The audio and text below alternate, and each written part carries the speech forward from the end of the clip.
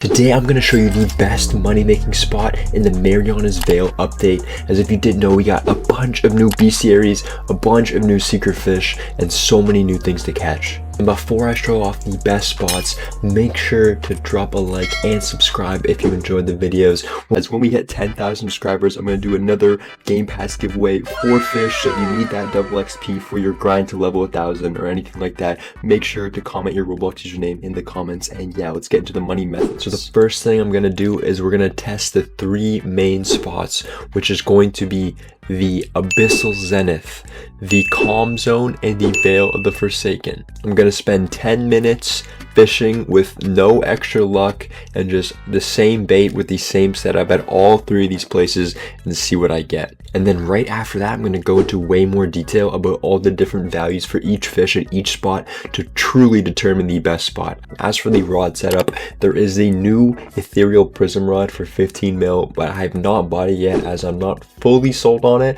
as the main issue with a lot of these new fish is they have a really high negative lure speed percentage, which makes catching them really slow. And the Tempest rod with the steady enchant has the fastest catch rate of all rods, faster than the Seraphic rod. So just by that standard alone, it probably has worse luck than these other rods, but I'm gonna keep it for this challenge and for this. But you can use whatever rod and whatever enchant you want. This is just my favorite setup, and yeah, let's get into the test. So the first spot is Abyssal Zenith, and I'm gonna let the 10 minutes go, and we're gonna go catch and see what we get.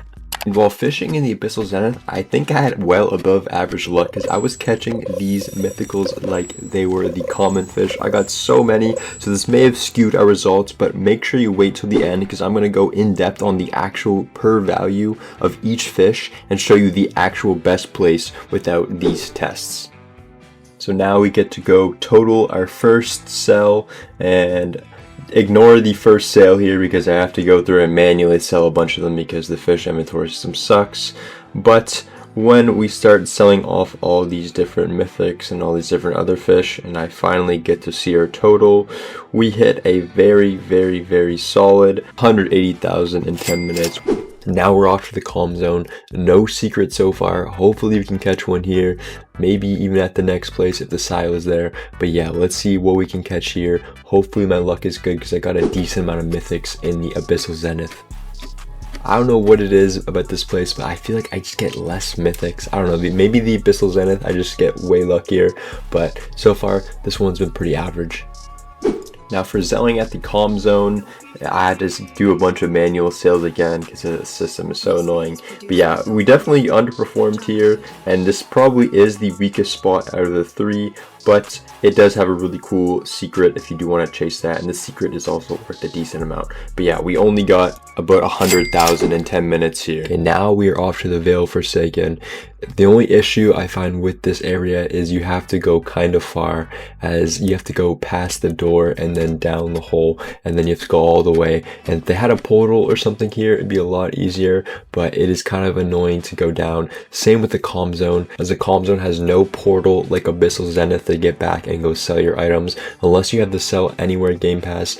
This is a little rough, so I would definitely recommend factoring that into where you choose, as there's a lot more time involved in the Calm Zone and the Veil of the Forsaken, as Abyssal Zenith has that beautiful portal. But yeah, let's see if we can get the SCYLLA, as there's a SCYLLA hunt and maybe some other good fish.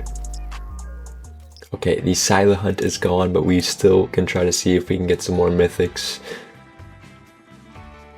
I also think I got pretty unlucky here, but we're gonna go see what we sell for. Finishing off in the Veil Forsaken, we got a nice 104,000, which I think we also underperformed a lot. Okay, so out of the three sales, it looks like Abyssal Zenith is the one that did the best. I do think I definitely got the luckiest by far there, but now let's look at the actual bestiaries and the value of each one, as if you didn't know, you can definitely compare and see the best place through that method. So going on to the wiki, if we look at the Abyssal Zenith, we can see the average value of each fish. So it has two legendaries, with one of them being worth average of 5,000, which is pretty solid, and then the giant sea devil at 6,300, and then the crowned angler at 15,000, which is pretty good.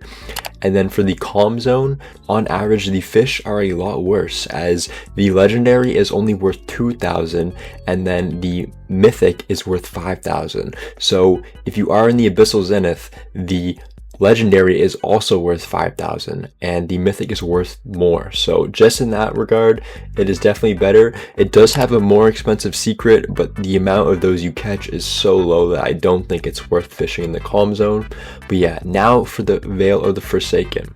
So the Veil Forsaken has a Typhoon Tailfin, which has 6,000 for a legendary, which is pretty solid. And then the Twilight Tentacle Fish is 8,900. So it does have the best value for those slots. And then if there is a SCYLLA hunt, you can get 140,000, which is pretty crazy. So if you are okay with the travel time and getting into the Veil Forsaken, and you can get a SCYLLA hunt too, it probably is the best money method. I know most people are not going to sell a SCYLLA, but just for pure value, it does seem to be the best place. But for convenience and just for making things easy, it definitely is perfectly fine to fish at Abyssal Zenith, as it is a solid spot and it has a big bonus with having the portal there and just being the most accessible out of all these three. So it definitely isn't a bad spot to farm.